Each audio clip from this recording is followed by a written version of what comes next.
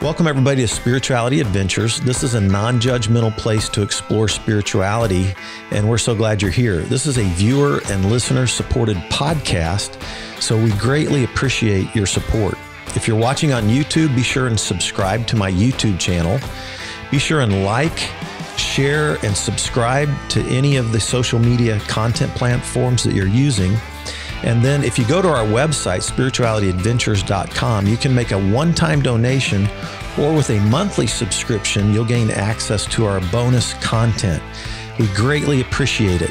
Thank you for tuning in. All right, welcome everybody to Spirituality Adventures. We're glad you joined us today, and I am so excited to introduce you to Emily Hage. Yep. Emily is the CEO of First Call, which is a organization that works with families and individuals who are dealing with substance use disorder. Yep. And so I'm so excited to have Emily here. My good friend Tom Langhofer is the one that said, hey, you need to interview Emily. And some of you who follow me have, you know, it's been a few months, but I interviewed Tom not too long ago. And so thanks so much. Absolutely. Emily, thanks for asking. Here. Yeah. I always like to get background story, like where you were born, where you grew up, kind of your early influences with your family and all of that. I was born in Naperville, Illinois, so like the suburbs of Chicago. And we lived, my mom is from northern Minnesota, Duluth, Minnesota. My dad is from northern England, and they met at an AA meeting in downtown Chicago. And about 8 months later, my brother was born. So rest is history. And so we lived in the Chicago area. Is your brother older? Yes. Okay. Yeah. He's 3 years older than me. Okay. So we lived in Chicago, and then my mom really wanted, she's one of 6 kids, and she's the only one that's not in Minnesota still. So my dad asked for a transfer, and he got transferred to Kansas City instead of Minneapolis. So that wasn't really the plan, but my mom only punished him for like 15 years. She was not a big fan of the move, but we moved here when I was in first grade. So this is kind of, for all intents and purposes, my hometown. Which high school did you go to? I went to Olathe South. Oh, wow. And we just interviewed Sarah Morgan, who's a country singer who went to Olathe South. Oh, what was her? I wonder what her maiden name was. I've interviewed Calvin Arsenia, who went to Olathe South, who's a musician, singer, songwriter, harp player, African-American guy. Okay, yeah, I don't know that person. But at any rate, yeah, so interesting. A lot of jewels. We're going to have to. That's what people say about South Olathe. That just really cranks them out. Olathe South in our anyway.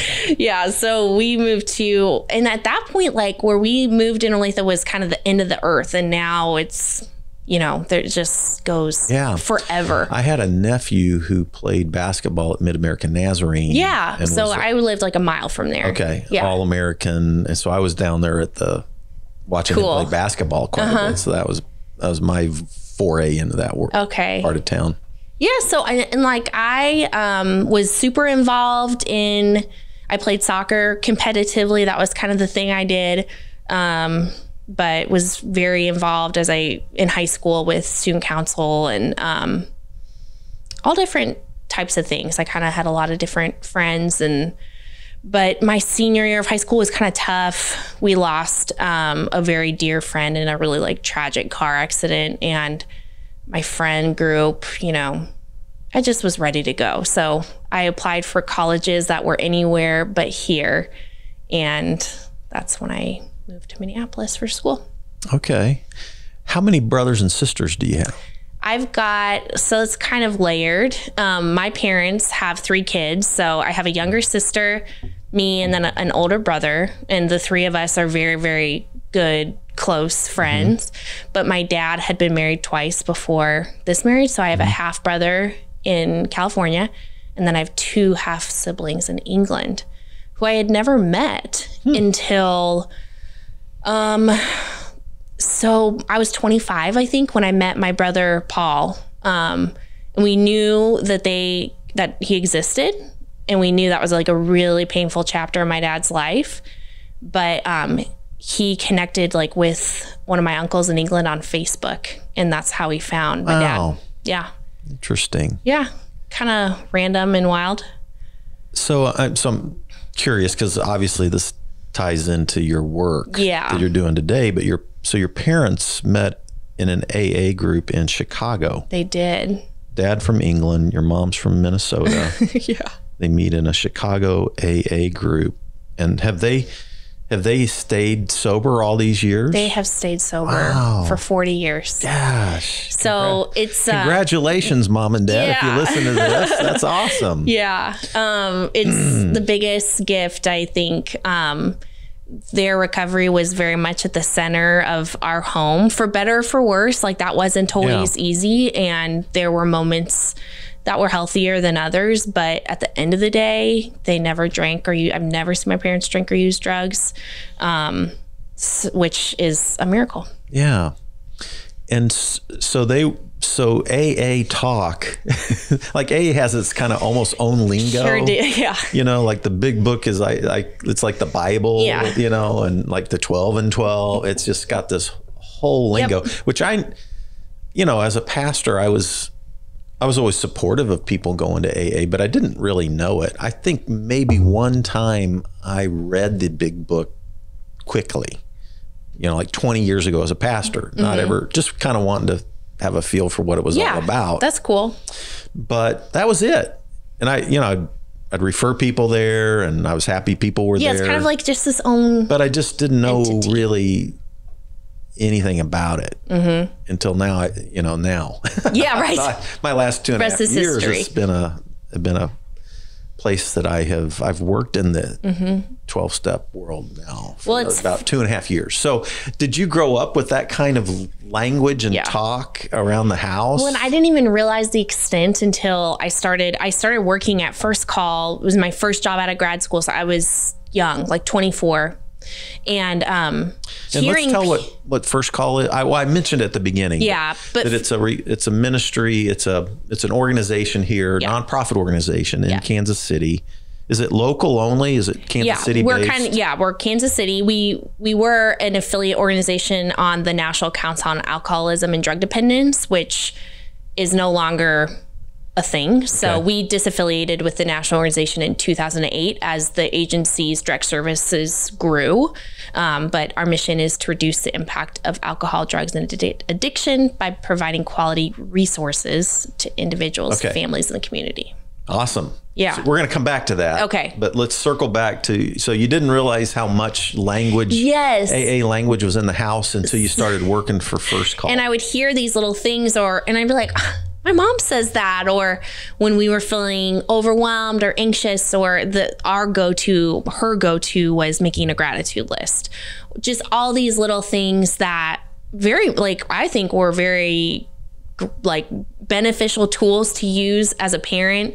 I thought they were ours. And then, talking, because First Call has typically many people who work at the agency are in recovery themselves. And so, you kind of start hearing these little, keep it simple, stupid, all these little things. You're like, what the? My parents say that. And I felt a little... Your best thinking got you here. Yeah. And, well, I felt one day at a time. Robbed. Like, wow, I thought that was our little cool family thing. Yeah. So it was funny. I think working where I do, it's good context, because we can all get frustrated or have feelings about the family we grew up in, but it helps keep me centered on, there's been turmoil. Every person has had that. But at the end of the day, my life has been fruitful, beautiful. And I think a lot of that is I didn't have to endure something I may have had to endure. Interesting. Yeah. So, having, been in the 12-step world and worked in that now the last 2.5 years, I've become very familiar with the higher power approach to spirituality. Was that a part of your family, that approach to spirituality? Mm-hmm. Was there other faith-based?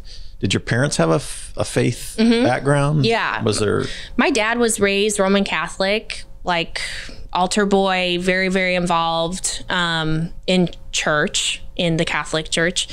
And my mom was raised Presbyterian, but going to church, that was part of both of their lives. And so when they got together, they landed on Lutheran. It was kind of like in the middle of what they both knew. So we were my brother, sister, and I, we all were raised and confirmed in the Lutheran Church. And that was, it never really felt like a chore, or it was just kind of a part of our lives. I definitely saw my parents seek a lot of comfort and refuge in church, and through the leadership of the church that we went to, like our pastors were, kind of counseled them through difficult chapters. And I think absolutely for them, their recovery, God is at the center of that. Yeah. And it kind of, has manifested differently throughout the years. So we went to church consistently in my childhood. They don't seem to go to church consistently now, but I know that their faith in God is still a, really centering force for them and a centering part of their program. So yeah, how's that influenced you? I think I get it. It's not for me. I think, and we were kind of talking about this earlier, I do believe in kind of this cosmic, karmic, you kind of get what you give, and that they're, that law of attraction sort of thing. And so I don't know, that could be spirituality. I don't know what to call that, but I absolutely believe that you get what you give. But for me, it hasn't really, I don't feel supported in, like, I don't go to a church to have that affirmed in my life. That's affirmed for me through watching a lot of good people do beautiful things every day. It's affirmed in my work and in all the relationships that I have, and just really focusing on goodness. And sometimes I think that probably makes me a little bit of a Pollyanna. I'm definitely an idealistic person. But yeah, so I think it's kind of taken the theme that I grew up with. I don't necessarily think that you need to go to church to learn those lessons. I think that other people and the world itself can teach us if we're listening. So goodness, beauty, creativity, love, grace, forgiveness, gratitude. Those are things that you really press into. Yeah, I would like to think so. I mean, that was a very beautifully eloquent synopsis. Well, it's part of that's something I say, like, hey, even if there's not a God, this is the kind of person that I want to be, and the kinds of things that I want to press into. Yeah. And I'm not saying there's not a God. I'm just saying that even if there's not, well, with all the things that are in the world, I read science, I've been a Bible Jesus guy, but I read broadly, and there's so much that we don't know, and there's so much mystery to me that I think even if there's not a God, I still want to be this kind of person. Yeah. And I agree. And I think that church for so many of us kind of gives, just like AA does though, it kind of gives you a roadmap of like, this is perhaps like a good way to lead your life. Like these are the key tenets that you want to abide by, or this, like showing love and respect to your neighbor. And I think, I've said that to people in my life in recovery a lot. Like I trust people that are in recovery, in a 12-step program, or doing whatever they do to take care of their recovery. Cause I know it's kind of like giving a roadmap. And so I think that's a gift. I think there's just a lot of ways to have the roadmap. Yeah. A lot of different roadmaps. Yeah. And I think, the community part of it, is, there's something about having relationships that support you in those core values, those key beliefs that you hold to, and having community around that, and so I think there's value in that as well, however you find that community. Absolutely. Yeah. So, and you see that the beautiful thing about your work is that you see a lot of these things in action every day, I'm sure. Yeah. Right. Yeah. Yeah. So interesting. So how did you have negative experiences with the church? I'm just curious. No, I didn't personally have negative experiences with church. No, I went to the same church my entire life. The pastor that I grew up with married my husband and I. They've baptized. It's a husband and wife pastor duo. They baptized both my children. I love and respect those two people.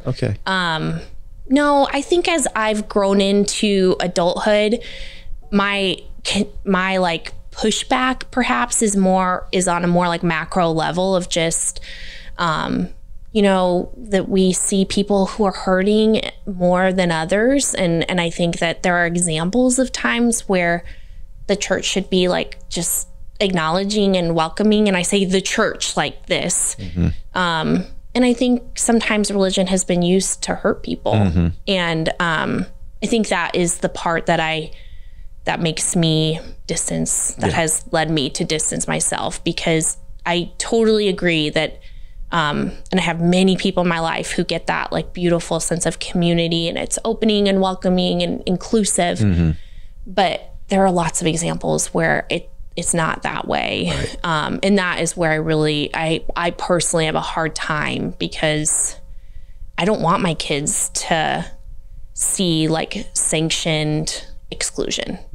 That's the antithesis of what I'd like them to be learning. 100%. The church throughout its history has been failed abysmally at living out some of Jesus's best teaching. And I mean, it's been the opposite sometimes of what Jesus is, in my view.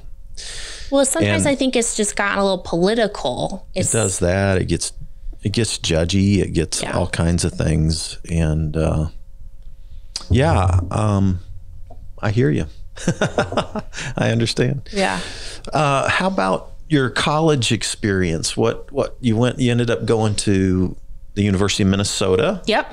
And tell me about that. So my college experience, well, like I said, I was running away a little bit because I just wasn't very happy in Olathe. My brother had moved to Chicago for his college, so he had been gone for a couple of years. That was hard too, because my sister and brother and I were kind of thick as thieves. My freshman year was brutal. Just I thought I was just really, really homesick. And my parents had a very hands-off parenting approach.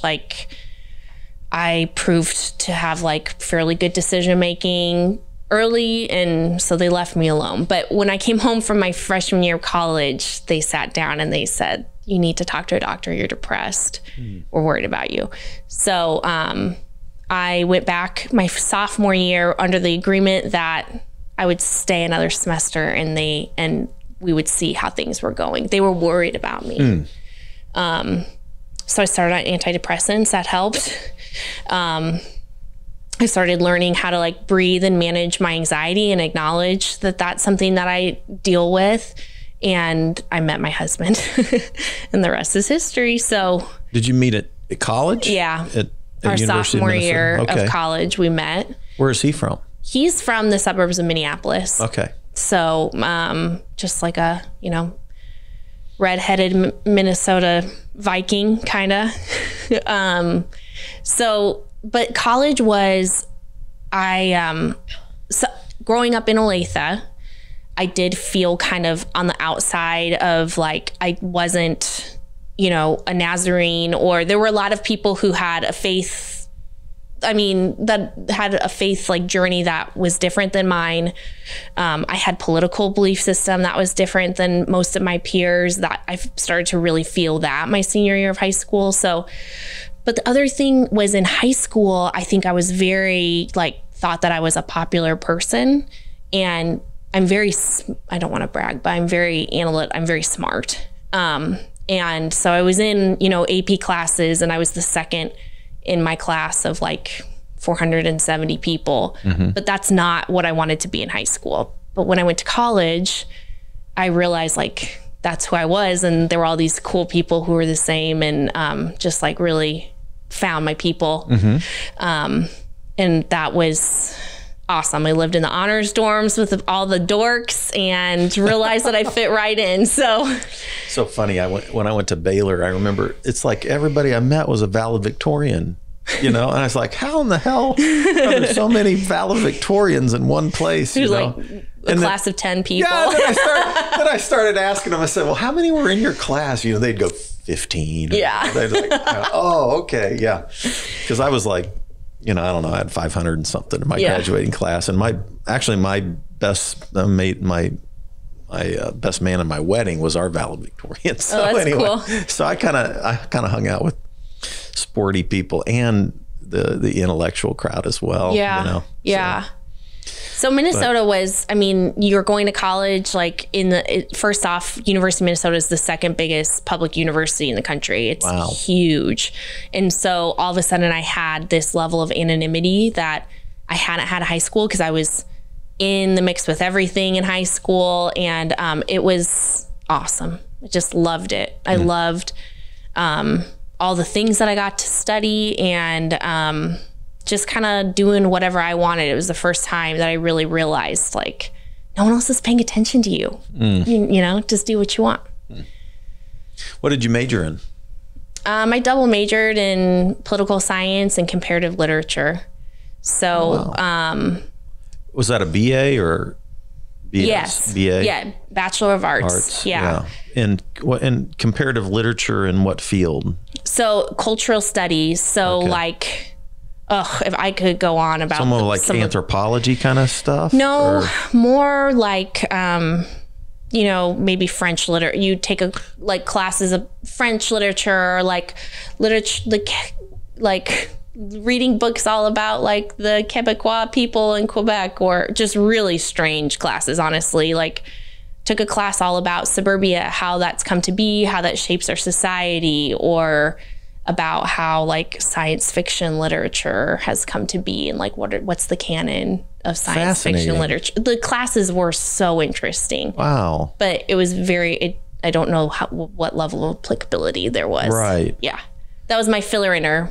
But so it does sound like, even from an anthropology angle, you would read literature from various cultures. Yeah. So it's so you're probably you weren't just getting, you know, the top 100 books from the white Western world, but you were exploring all different from all cultures, probably from all kinds of time periods. And yeah, fun. Yeah, it was cool. Like political science, I went into college with a ton of credits, and so it afforded me the opportunity to just take a class that was interesting. And so that was very much the comparative lit stuff. But I planned on working in politics. That was the plan. So that was the main study area. Yeah. And I did an internship for a congressman my junior year in DC.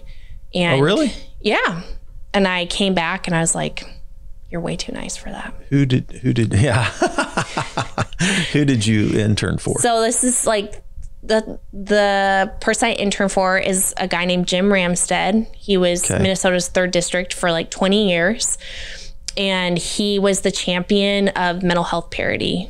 So when I was there in 2007 is when the Mental Health Parity Act passed, which was the first federal legislation saying insurance companies need to treat mental health disorders the same way that you're treating physical disorders. So that was in 2007. It's 2022. It is still not being implemented properly. But my joke that I made with friends, because Ramstead's a Republican and I was a Democrat, and I was like, I believed so deeply in what he was trying to do. His co-sponsor was Patrick Kennedy, who's still a huge champion in our field. But Ramstead was in long-term recovery and, you know, just trying to make a positive impact. That's cool. It was cool, but it was like harsh. Once you got in there. Yeah. Yeah. So, and then there was the huge recession. So I graduated college in 2008 and, thought I would work in government but there were hiring freezes. And so I was planning to go to grad school and I went right away and got my master's in public policy at the University of Minnesota. Okay. So I just decided to keep on going to school. Public policy. Yeah. So it's kind of like applied political science. So public policy. So I study nonprofit management. So it's very similar to a master's in public administration. So people that are working in the nonprofit or government sector. And it's essentially like an MBA, just focused on like the nonprofit sector. So more specialized really. Yeah. So you're learning about, I learned about all sorts of different, research and outcomes, but program evaluation and studied social policy. So kind of how to strengthen like the safety net. And so it's all kind of been one, when I look back, it's all been kind of like one path, really. So most of my peers from school were all doing the same thing. We're leading and working in nonprofit agencies. Yeah, so cool. Yeah. I've started 4 nonprofits. Spirituality Adventures is my 4th. Okay. The one was a church. One was a ministry to help support church growth. And then one was a music company to support artists that were in my church. And then this one is about helping, people grow spiritually, spiritual growth and transformation. Yeah. So 501c3s is First Call 501c3. Yeah. Yep. And so I know a little bit about that. Yeah. I don't know much about, like, my mom has established a nonprofit. I am part of, First Call has been in the community since 1958. So I think it's probably a lot easier to step into a well-established nonprofit than do the heavy lifting at the beginning. So I commend you. Yeah. So you went right from your studies in your master's to First Call? Yeah. And then you're still at First Call. Okay. Yeah. 12 years ago. All right. So how did that door open up for you? My mom ran a small outpatient treatment agency in Olathe for substance use. And so she kind of knew, like, First Call has done professional development for people working in the field forever. So she was a little bit aware, and they had a job open. So, I kind of like lived at my parents' house for 4 months that summer. I went to the gym, I went to the pool. I applied for like 40 jobs. The job market was still that was 2010. Okay. So it took a little longer than I expected, but I applied for a very random job at First Call in the prevention department. That was like supporting tobacco retailers and not selling tobacco to minors. It was essentially like a big research project, but it was the kind of step in the door. And I've done like 6 different jobs there since. I was wondering. Yeah. What are they? Jobs. Tell me the different jobs. So I did that. That was like KCY. I couldn't even tell you what the acronym is, but the coordinator for that kind of grant funded project. And then I was the program coordinator for the agency's first federal grant.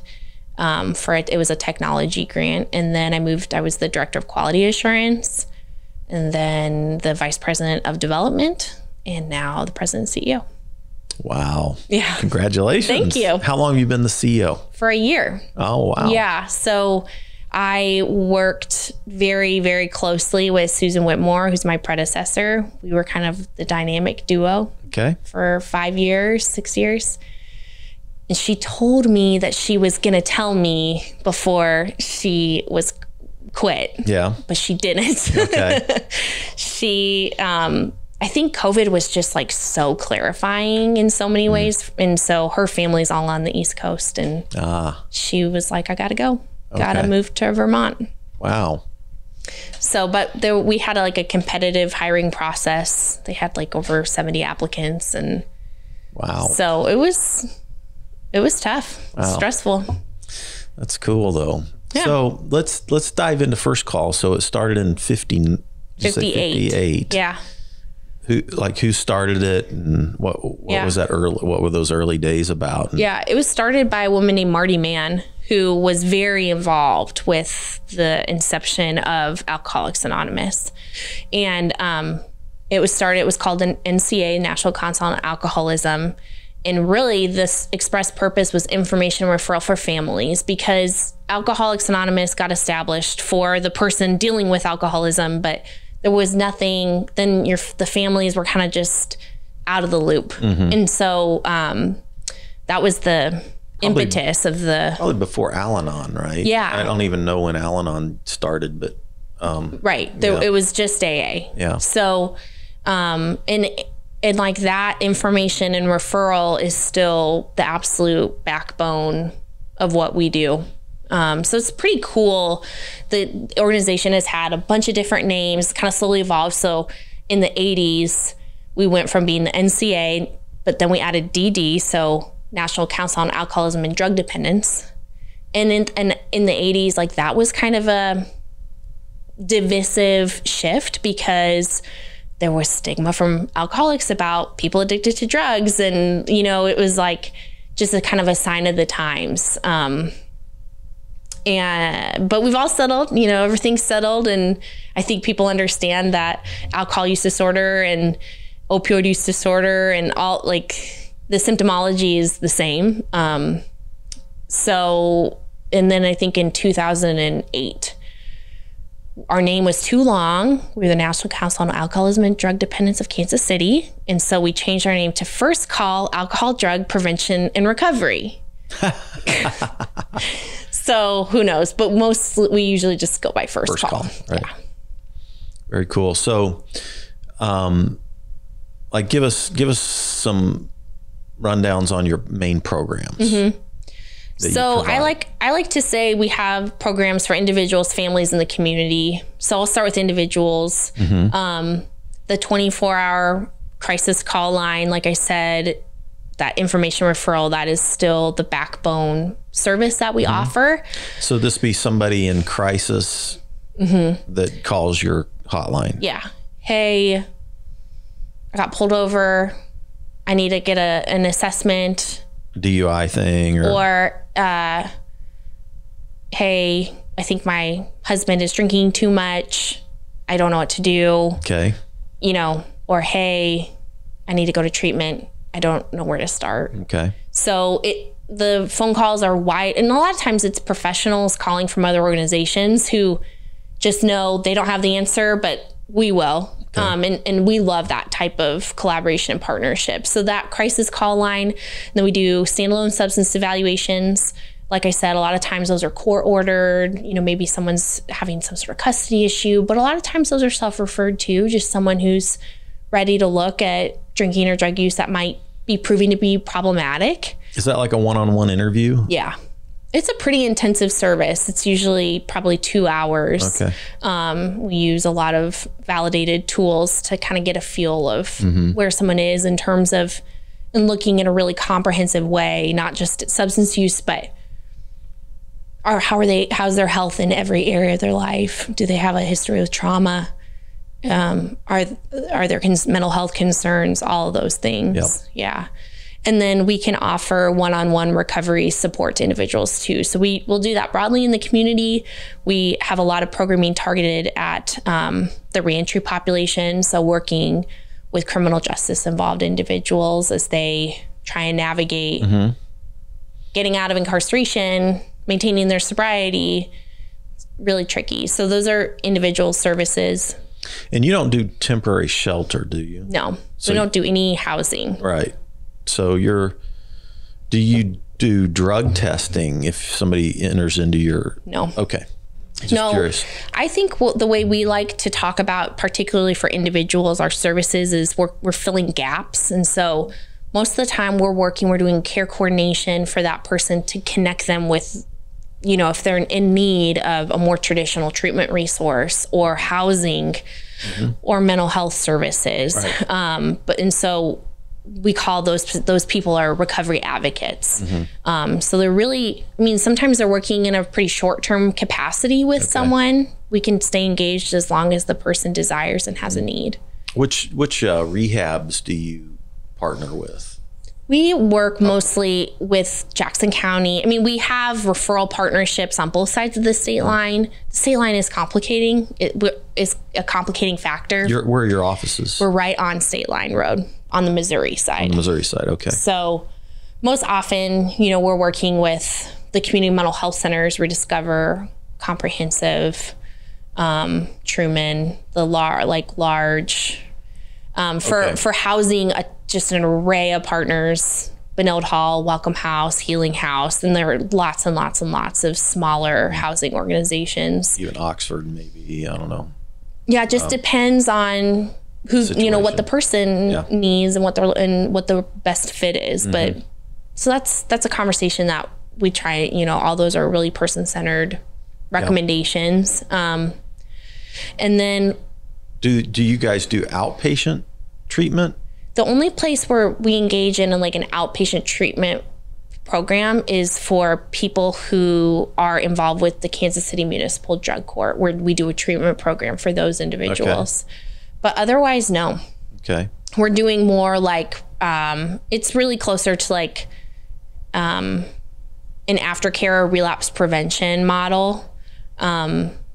We've talked about it to death, but we feel like the, you know, first call doing outpatient would be duplicative. There are a lot of high quality outpatient treatment programs, but finding the challenge is not, I think, the challenge is not the availability of the resources. It is knowing how to access them. And so we really focus on that piece.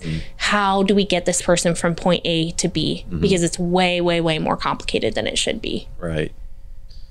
Yeah, and your brain's not working that great. Yeah. So to navigate all of that, you're not, your brain's typically not in the best place, right? And it's, I'm talking about the person, the substance yes, use I totally disorder. get it. I agree. And a lot of times, you know, sometimes when we're talking directly with that person, oftentimes there's family members or other people involved. It's a totally different conversation, whether someone has insurance or if they don't. Majority of people that we're working with do not have insurance. So it's a pretty complicated web, and we're just trying to make it a little simpler. Yeah. So what kind of, so you've got that immediate crisis thing, 24-hour hotline. Then you have an evaluation process. Then you have sort of this advocate person who basically is a networker and helping them to know, put out a step 1, 2, 3, you know, it's kind of, networking kind of thing. But it's someone who has training, like some level of credentialing and expertise in supporting people with substance use disorder.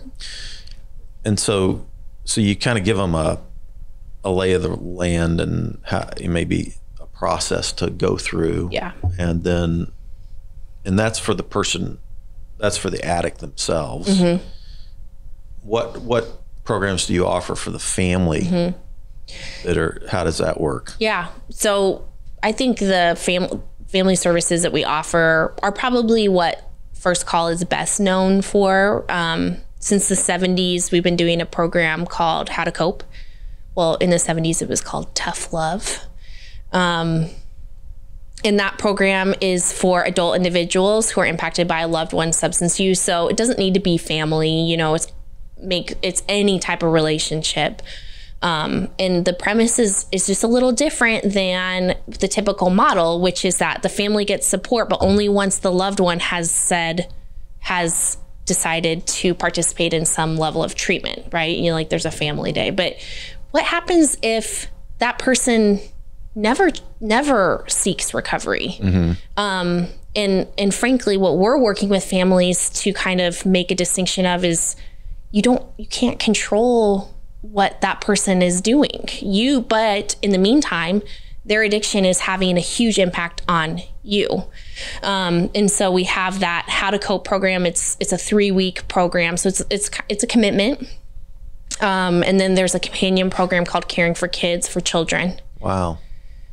So you're probably unpacking codependency issues and how to, how to restore balance and boundaries, balance and boundaries, and whose responsibility is what. And and then kids. Wow.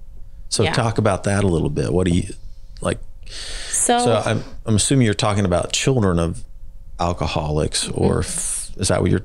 Most often, I mean, or someone living in a home, or, but even children who maybe are like in the child care welfare system now. I mean, the odds are, I think 80% of those kids have familial substance use. They have a myriad of risk factors that tell us they are at a very high risk for substance use disorder later in life. And so, as we've come... What's the test that they've started doing on you? I know there's several of them, but that they start doing on... The ACEs? That's what... Yeah. What does that stand for? Adverse childhood events. So... Yeah. And then that you can almost predict things based on... Yes, so it's kind of a trauma process, right? It's looking at childhood trauma, and so we can see. So in the example of those kids, like maybe they're not living in a home with that parent, but we know that they have addiction in their genetic history. Plus, they've experienced all of these. We call them ACEs. Yes. That puts that kid at just such a high risk of so much. I had a friend I interviewed on here a year ago, probably, named Michelle Kylo, Dr. Kylo. She's worked a lot in this area. She was at Children's Mercy for almost 30 years working in this. Anyway.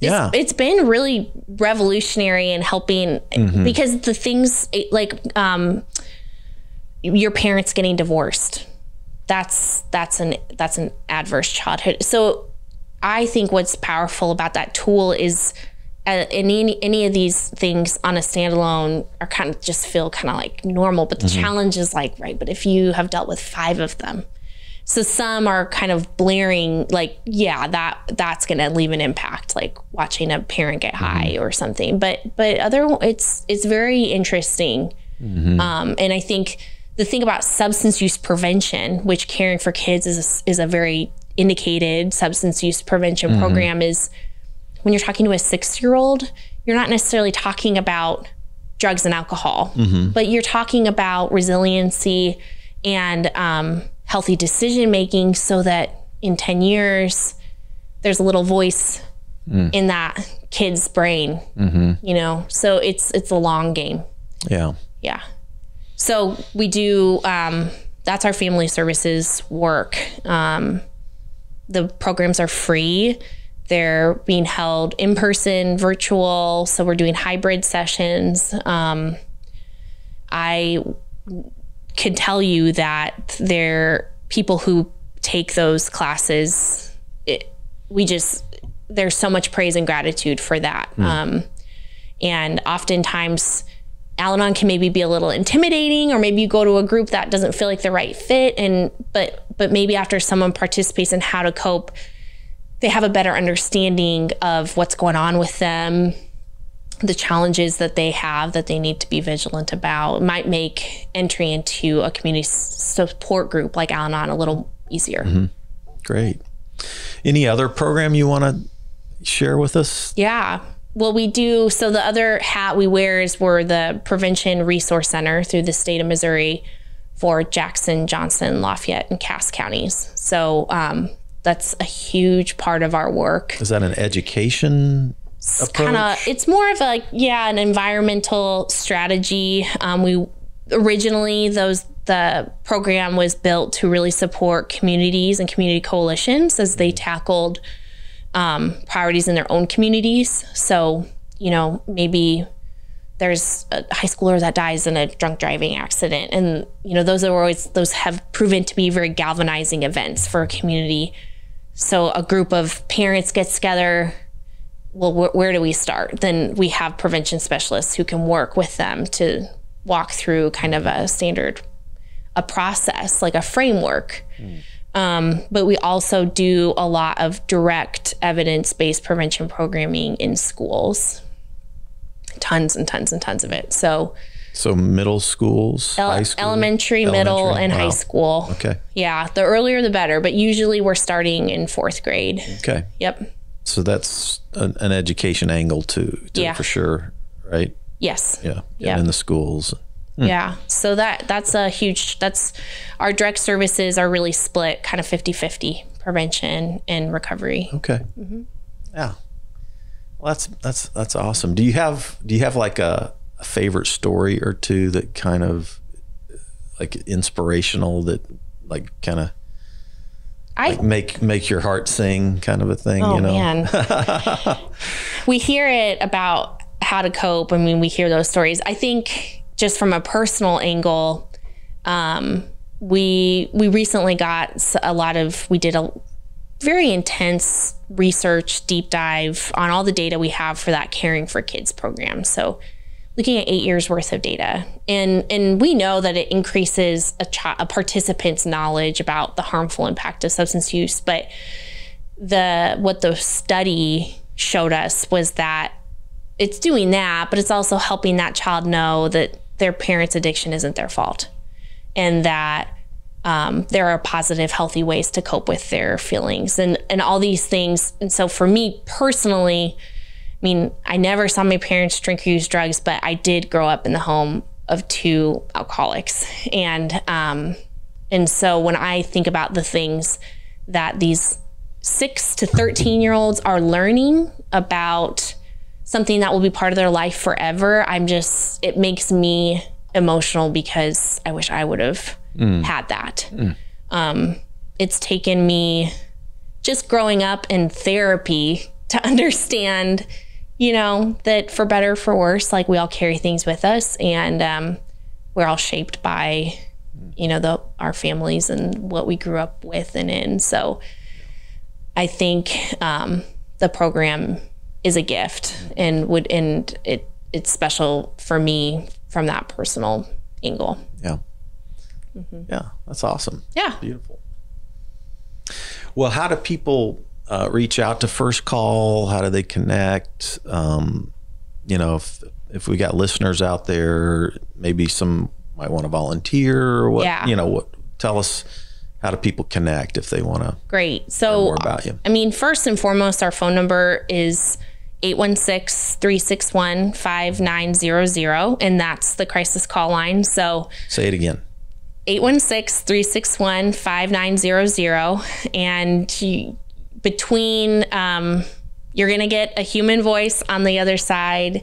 And, I guarantee that if someone calls, they're going to feel a little bit better. Even if we don't have the answer, we can offer support and understanding. Our website always has a ton of good information on it, firstcallkc.org. And I think the biggest thing that we have to work on, and we prioritize as an agency, but of any behavioral health organization, is just talking proudly and raising awareness for the work we do, because this isn't someone else's problem. This is every family, every company, every neighborhood has members that are dealing with substance use disorder. We have over 100,000 people dying from drug overdose a year.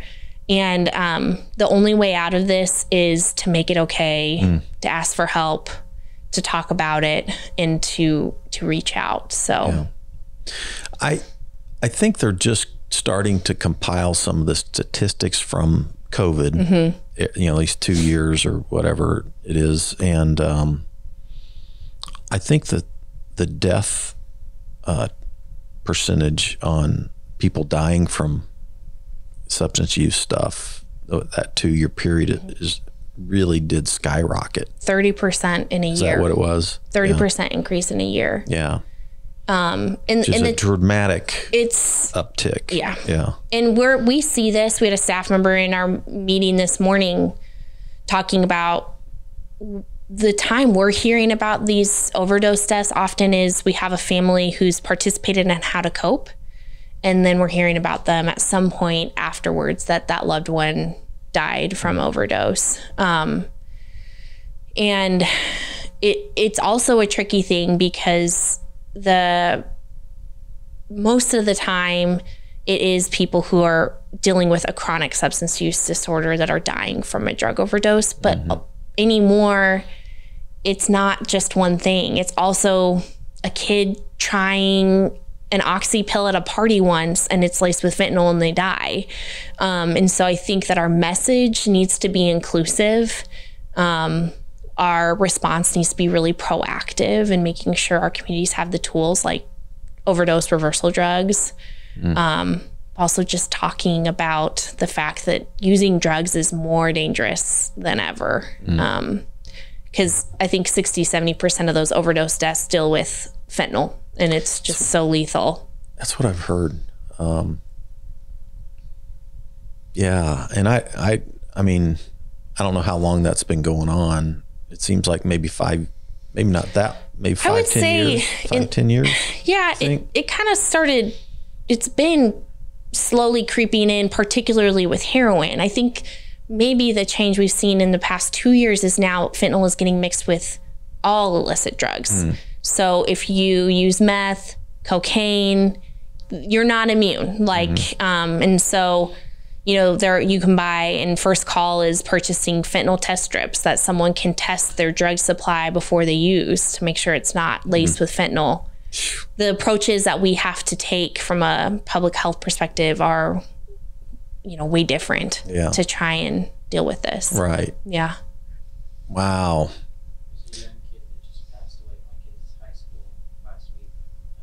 Yeah.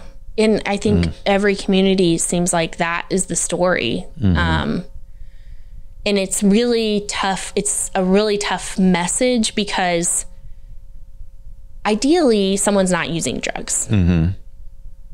But the reality is there's experimentation and recreational use. And so I think it's a tough message as a community to send, is like, if you're going to do drugs, make sure they're safe. But that's where we are, because we also know that if we can deploy some of these harm reduction strategies for people who use drugs, they're 4 times more likely to seek treatment and recovery in the future. And so, but they can't seek out recovery if they're dead.